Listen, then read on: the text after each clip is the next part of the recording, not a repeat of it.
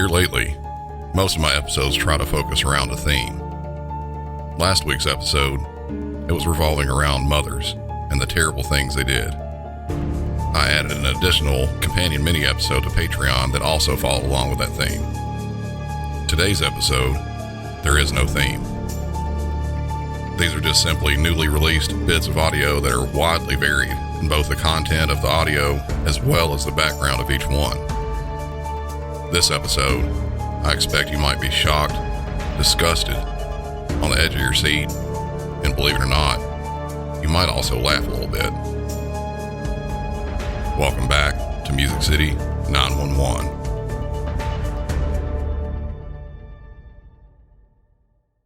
This first call we have a little bit of information on it before we get started. This call had portions of it redacted either by the agency or I'm not exactly sure. I'll not go into the wide scope of it just yet, but an agency redacted the caller's voice, possibly due to the age of the caller. I'm not sure if this is a law in the area that it happened in or how that works. The dispatcher repeats almost everything so you can still get an idea of what's going on.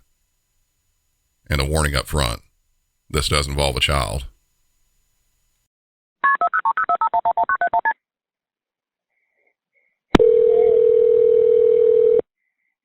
Preston County 911, what's the address of your emergency? What happened? She fell?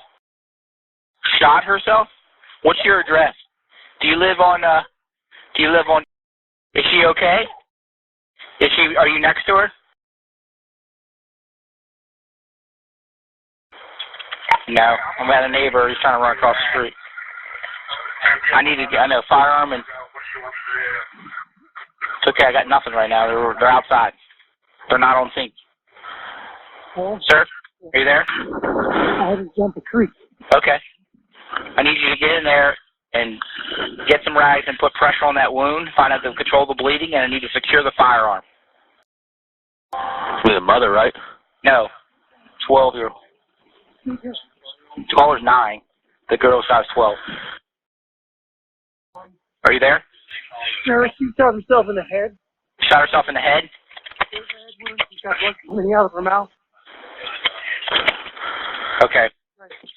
And can you get pressure on that with some rags? And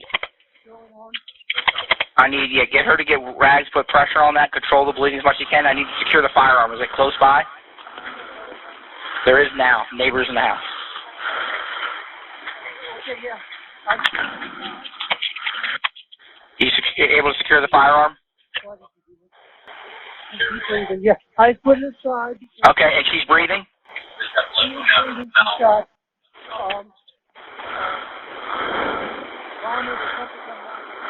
Okay.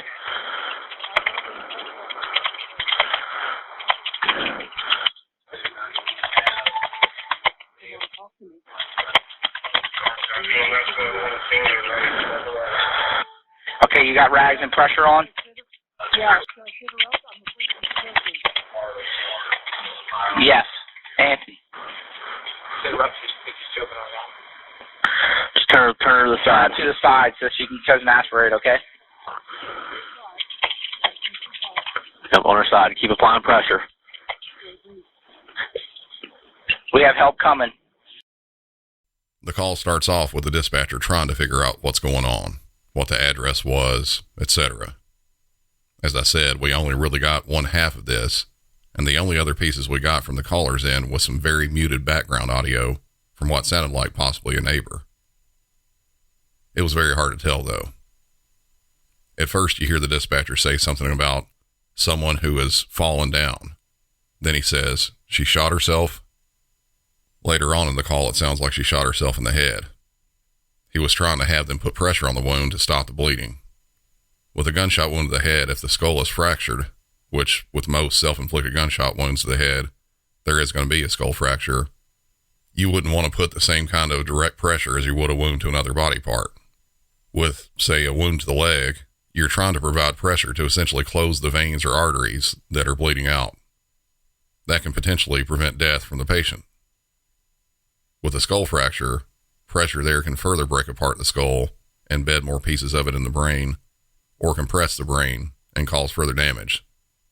With this patient, she was shot in the head, but she was still breathing. This happened in early May of 2018 in the small town of Brewston Mills, West Virginia. The parents of the 12 and 9-year-old girls had gone out for the evening. The 9-year-old, whose name has not been released, heard what she believed was a balloon popping. She walked into the room to find her sister laying there lifeless. She ran to a neighbor's house for help, then called 911. The 12-year-old with a self-inflicted gunshot wound, her name is Cimarron Thomas. She was transported to a hospital still alive, but died a few days later on May 11th. The family couldn't figure out what happened. What could have made her do this? No one was able to figure it out. Days turned into weeks, weeks to months, and still nothing. Nothing but grief, as well as likely 1,000 other emotions. It was so much that 18 months after it happened, Cimarron's father, his name is Ben, finally reached his end. His wife Stephanie said he had lost his will to live. He also killed himself. Answers never came. That was until an investigation into someone else that was literally on the other side of the world began. In March of 2019, a man popped up for the third time on the radar of the police service of Northern Ireland. The PSNI was contacted by police in Scotland after they got a report from a 13-year-old girl that was being groomed by someone in Northern Ireland. Police got to the scene of who they believed the predator was, and when they entered his home, he was on one of his electronic devices doing the exact same thing with another underage girl. The man, 26-year-old Alexander McCartney, had been in trouble for this before. In 2016, police suspected him of similar, arrested him, then released him with bail. They weren't able to directly identify any victims, so charges had to be dropped. This happened again in 2018. In 2019, police were able to lock in and really start digging deep, this time because victims were coming forward and were able to be linked to Alexander's crimes. And those crimes were very extensive. They were calculated and truly reprehensible. Alexander's exploits with children had been going on for years. He was a true catfisher, one who poses as someone else. And his posing was done for a goal. He would get onto various social media apps, mainly Snapchat, but also Instagram and Kik. He would seek out mostly younger girls and start randomly chatting with them. His primary target were girls that weren't sure about their own sexuality. He would pose as a similarly aged girl. He would start by grooming them, be nice to them, and after a small amount of chatting, he would ask for a picture. Sometimes the girls would oblige, sometimes they wouldn't. It would advance to something more intimate, like a topless photo. After he would receive the picture, his entire demeanor would change. He would tell them that he wanted more. He would blackmail them and keep them on the line to get as much from them as possible. He would enlist the girls to take pictures and do things with younger siblings, other times with objects, and sometimes with family pets. The scale of which he was doing this is absolutely mind-boggling. When police entered and searched his house then in 2019, they found that he had 64 different electronic devices he was using to exploit and blackmail his victims. Spread over these devices were literally hundreds of thousands of pictures and videos of various stages of child pornography, and some worse. The family pets I mentioned, they were involved with some. The victims' ages also varied, with most of them in the 10 to 16-year-old range, but with some as young as 4 years old. In total, it's been logged that Alexander had roughly 3,500 victims that were spread around the world in more than 30 countries. Circling back around to the 12-year-old who took her own life, Alexander McCartney was the cause of that. Released were details about their interaction as well as a small amount of the actual messages that were sent back and forth. 4 days prior to her death was the first time Cimarron was in contact with Alexander. Some of the bits of this I believe were probably redacted, but I'll read some of what was sent back and forth to give an idea of what an absolute creep and pervert this guy was. Alexander was the one starting out while posing as a young girl. Hey. Cimarron's reply. Hello. What are you up to? Laying down. I think I might make a snack. What about you? Oh, make me one too, please. And nothing much. Bored. Can I see a live selfie snap pic? Cimarron replied to the snack reference and then the pic request. Sure, what kind do you want? And I'll send you on Snap. Beware, my face is icky. Alexander replies to the snack thing. Sandwich. Toasted though. Cimarron sends her pic. Alexander then replies, oh, you are cute. Oh my God. Then immediately sends a pre-made message that he would copy and paste into all these chats. All right. I used a face camera snap app. I have your face pic and nudes. You're going to do as I say for tonight, then I'll leave you alone. But if you don't, then I'm uploading everything online for everyone to see. Understand? Cimarron replied, okay, now I'm scared. Alexander replied, stay on the chat and don't leave it or disappear. Okay. As long as you obey and do as I say, then nothing happens and I'll leave you alone after tonight. Got it? Okay. You're going to be my little toy for the night. That was the end of what was released of that interaction. Exact details weren't released past that, but it seems that explicit photos were sent. 4 days later, after Cimarron was likely scarred and still frightened, but possibly maybe a little bit slightly relieved it was over, Alexander messages her again, this time with more demands. This time he wanted pictures of Cimarron's 9-year-old sister. Cimarron said, please, not her. Then she said she would shoot herself. His response was, goodbye and good luck. Alexander began a countdown of 30 seconds before he said he would release the pictures he had received from her. He said he is posting and mentioned the first person he was going to send them to was Cimarron's dad, Ben. He said he should be the one to see the pictures first. Cimarron responded, no, I will not obey. 3 minutes later, Cimarron's 9-year-old sister found her laying in the floor, barely alive after the shooting. Alexander has recently had his trial. He was up against a ton of charges, over 185 total.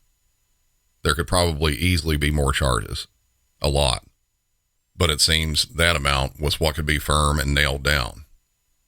More than 50 of them were for blackmail. Others were for various child pornography violations. He also had one more charge, manslaughter, for his role in the death of 12-year-old Cimarron. He was given a harsh sentence, life in prison with a minimum time served of 20 years. He will be eligible for release in 2039, but I hope they never let him out. To say that this makes my blood boil is an understatement. Things like this make me absolutely fucking furious. Sorry for the language, but that's how it is. If you couldn't tell in general from my show, I'm not a fan of criminals. Not at all. I do know people can make mistakes, not think clearly about what they were doing at the time. If you have someone who does a drive-by shooting and kills someone, they should also rot in prison. But I believe later on, they can possibly be remorseful. I think some might be able to be fully rehabilitated, learn that what they did was wrong and possibly never ever do that again. Not this guy. He had thousands of victims. He started all this way back in 2013. He is a near lifelong deviant, and he deserves to be buried under the prison. I've heard stories of how people that commit crimes like him, the way they're treated by other prisoners while they're in. Fingers crossed that's true. The next two incidents, thankfully, they're not as severe as the first, but they are definitely worth knowing about. The first of the two is down in South Florida. I'll let you figure out what it is. Collier County 911, what's the address of your emergency? Right, well, Quarry Drive in the quarry on Quarry Road. There's an alligator. Quarry He's Drive got is a where? man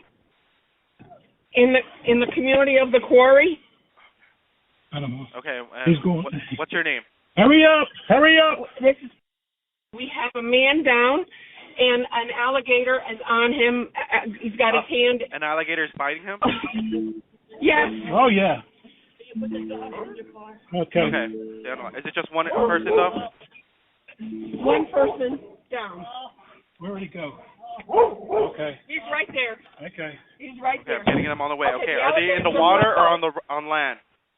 We're on land on the sidewalk. The alligator's just let go because we drove the car towards him. And Okay. he's now Did the alligator let go of him? The water. I will. I'm sorry, what? Did the alligator let go of him? Yes, he did. We drove over the alligator with the car. The Okay. man is in serious pain. Okay. Did he lose a limb? I'm sorry? Did he lose a limb or what? I don't want to, hold on one second, let me check. I didn't want to get out of the car for the alligator. Yeah, I don't want you to do it. Come on. Okay. We have the ambulance on the way. Okay. Okay. Where's the patient? Is he still on the floor or are you taking him to your car? Hello? Can anybody hear me? Yep. Yes. Okay. Is the patient still on the floor or in the ground or? He is. He's on the ground. He's Okay. on the ground. Okay. Are you with the He's patient been now? bit in the thigh. He is conscious, breathing. We had his dog in the car. Okay. Okay. How old? He was walking his dogs, evidently. Okay. Can you tell me approximately how old are you? How old are you? 60? 67. 67.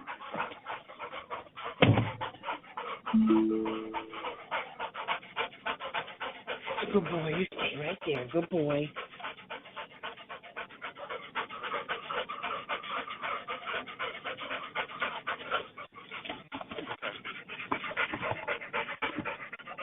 Okay.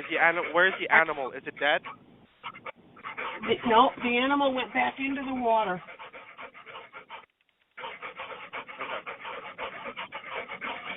If you come in the front entrance, you just come straight down the front entrance, and you'll find us. Okay. Is there any serious bleeding? Yes, he's bleeding. Is he responding normally? Yes. What part of the body was injured? Thigh and hand. His side and hand? Okay. Thigh, yes. Oh, his thigh. Okay. Yes. Okay, what kind That's of where injuries does he have? Like puncture wounds from the alligator bite. Two big bites. Two big puncture wounds. Okay, I'm sending the paramedics to help you now. Stay on the line. I'll tell you exactly what to do next. Keep safely away from the animal. If it's safe to do so. He's gone. Okay, he's gone? Okay. Yeah, we wrapped a shirt around his thigh, nice and tight, and he's holding it. Okay. I'm going to tell you how to... He's holding it? I'm going to tell you how to stop the bleeding. Listen carefully to make sure we do it right. Get a clean, dry cloth or towel and tell me when you have it. He's got it wrapped around him already. Okay. Okay, just tell him to keep firm and constant pressure on it, okay? Yeah. Do you have your hazard lights on? No, but I'll get them on. Hold on. I got to find them. It's not in my car. Hey, Walt, can you put the hazard lights on?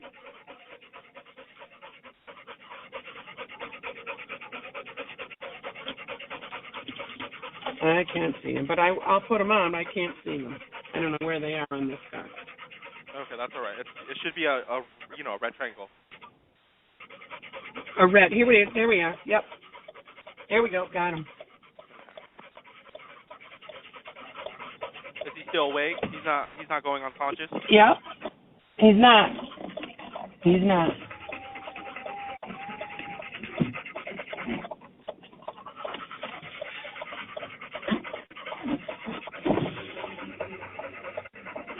Just apply pressure.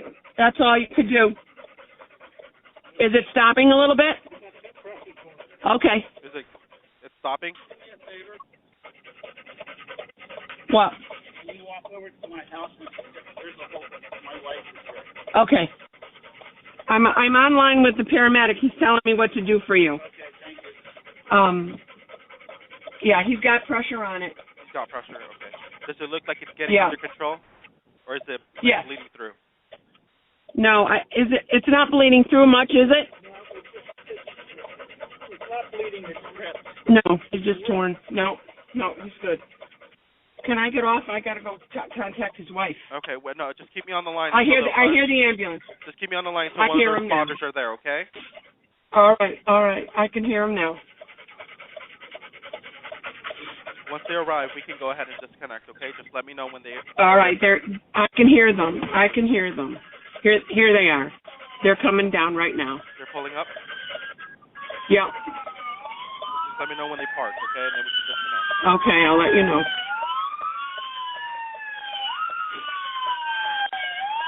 Oh, he turned the wrong street.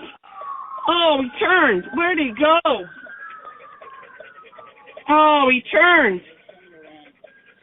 Oh, to get on the right side, maybe. All righty.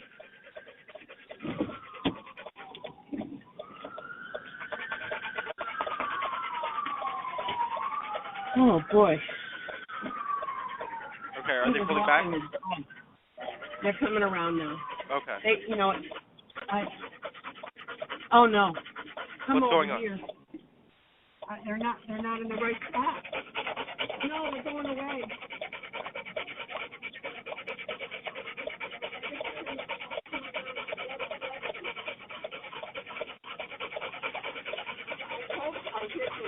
Okay, are they coming back? All right, somebody else came along, so we're good. Are deputies there? Okay, we're good. They're here. Okay, then we can disconnect. They're Okay? here. Bye-bye. All right, thank you. 67-year-old Rick Fingerlet was out walking his two dogs, both of them labs. They were by a pond on Quarry Drive in Collier County, Florida, when an 11-foot alligator jumped out of the water and latched onto his leg. He hit the gator in the head several times, but it wouldn't let go of him. Luckily, a neighbor of his, Walter Rudder, was driving by and saw what happened. He saw Rick laying on the ground waving his arms around. He noticed the gator had chomped down on his leg. Instead of jumping out of his vehicle to help, he actually used his vehicle. He ran over the alligator. That was enough to make the animal loosen its grip and run back towards the water. After Walter got out of his vehicle, he took his shirt off and wrapped it around the wound, and then used a leash from one of the dogs as a tourniquet. Help arrived, and Rick was airlifted to nearby Lee Memorial Hospital in Fort Myers. The alligator was later caught by a local trapper and relocated. Rick was just out walking his dogs. He definitely wasn't fucking with alligators, but one tried to fuck with him. And the last incident, no 911 call I could find on it, but there's some good audio from the officer's camera. I'll try to paint a picture of the location. October 26th of this year, also down in Florida, but this one in Marion County, dispatch gets a call from a man saying he was laying in a field in the 1500 block of Southeast 59th Street in the Ocala area. Deputies from the Marion County Sheriff's Department get on the scene and start talking to the man, 41-year-old James Brady. Hello, Sheriff's Office. What's going on? I'm having a really bad day. Okay. You have my record, police record? I've got nothing, sir. All we got was a phone call saying you were at a cemetery, which wasn't the case. Would you call in dispatch or have one more cop come out, please? Dispatch called me here. What is it you need? I don't trust anybody anymore. Okay, well, you called us, so you must need us for something. And I've had bad experiences. Yeah, you're good, sir. So what is it going on? What is it you called us out here for? Well, I'll tell this. No, I don't know. What did dispatch say? They told us that you called, said people were after you, you were in the trees, and then a second call came in, you said you were at the cemetery. Okay. That's all we've been told. And are you guys here to like protect and serve my best interests? I'm here because you called. I'm not sure what it is we can do for you. That's what we're trying to figure out. I violated probation by doing drugs. Okay. Well, if all you've done is use drugs prior to us being here, and you're not in possession of any drugs, there's nothing we can do about your probation. I can't violate you for having consumed something prior to my arrival. What is it you need of us right now? I don't know. Sounds like from what we got from this gentleman, this isn't where you live. I'm thinking about moving in. Psychiatric help. Who would you recommend? Well, it's up to you. Do you want to go? Do you want us to drive you somewhere? Because we can take you to the closest facility if you want to go. Who would you take me to? What's that? Who will you take me to? From here, the closest place would be the Vines. You ever been there? No. Is that something you're interested in? Do you want to go to the facility? Are you thinking about injuring yourself, hurting yourself in any way? No. I'm thinking about laying here till the stars come up. 55-7. Remember 10-12 with another white male subject in the middle of the field. Your GPS. Great. 26. Okay, so what is it we can do for you, sir? If you want to go to a facility to be seen, a psychiatric facility, an ambulance can take you to the hospital. They will screen you. They will ensure that you're in good health so the facility can receive you. And then the facility you can get transported to the facility, and then they will see you on a voluntary basis. Meaning that you'll sign yourself in, you'll say, I'm here for these reasons, and then they will talk with you. And then if there's an actual thing they can provide for you, a service, or they can admit you somewhere, or they can provide treatment, they will do that. You're not giving me a reason to send you there against your will. You're asking to go there voluntarily. And so that's what I'm trying to do, is I'm trying to provide that opportunity. I'm actually screwed. Why do you say that? I just got in the middle of something. I wasn't 6-1-26-10-7. Well, you're in the middle of a field right now. That's probably one thing you shouldn't be in the middle of. How did you get here? You walked from where? You're not living out here, so how did you get here? Have some fun. Step back 20 feet. Why? Why are you asking me to step back? What's going on? Where are we off to? What's going on? We don't really have any PC for anything at this point. Yeah. Is your car locked? No. Whose car is that? I just locked it. Hey! 5507. Hey! Stop the car! 5507. Hold the station, man. The subject's inside my vehicle, attempted to take it sedated. Hey!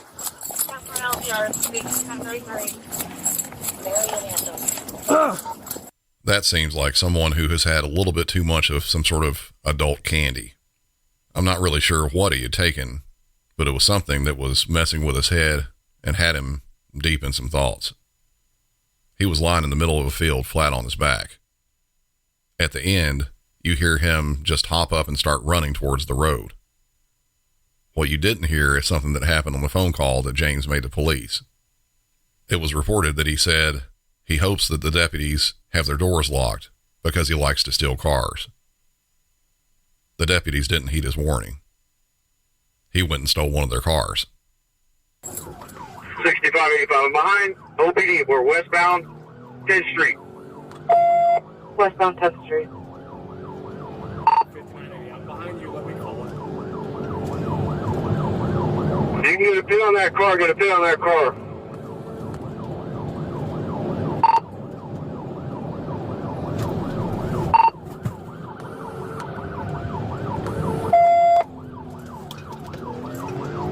$65.85, I'm out.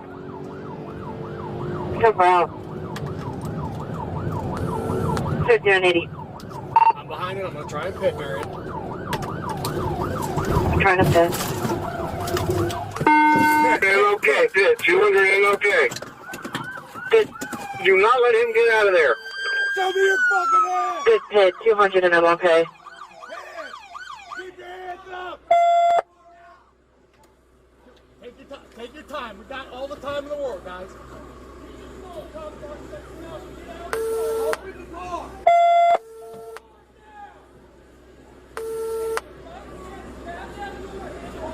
Watch our crossfire, guys. Watch our crossfire.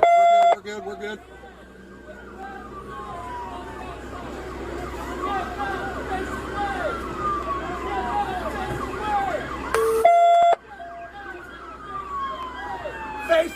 from him. Follow the instructions. Cut them sirens. Cut them sirens. We're walking out.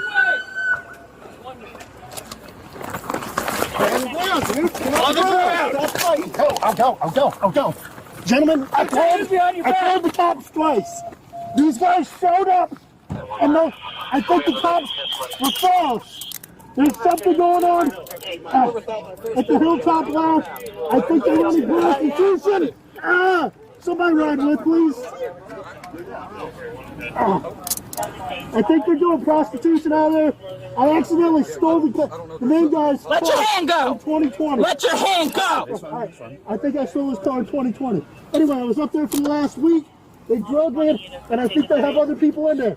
I came out and I was listening to the guy talk, and he's like, "Boss, I think this is the guy that stole your car earlier. You want to meet him?" The boss is sitting there. Listen, roll to your bike. I'm scared. I've done this before. Right here. I don't trust her. And the guy.